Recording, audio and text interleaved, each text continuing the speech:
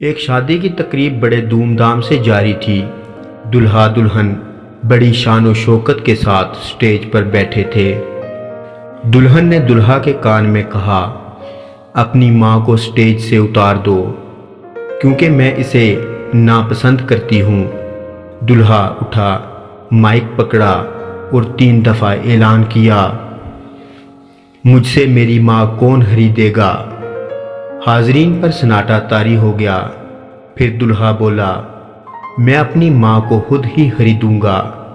اس نے شادی کی انگوٹھی اتار کر پھینک دی اور دلہن کو طلاق دے دی اور ماں کے قدموں پر بوسہ دیتے ہوئے کہا، میں نے نفع کا سودا کیا ہے۔ حاضرین میں سے ایک آدمی نے کھڑے ہو کر اعلان کیا، میں اس نوجوان کے ساتھ اپنی بیٹی کا نکاح کرتا ہوں، اور کہا، اس سے بہتر میری بیٹی کو کوئی خاوند نہیں مل سکتا۔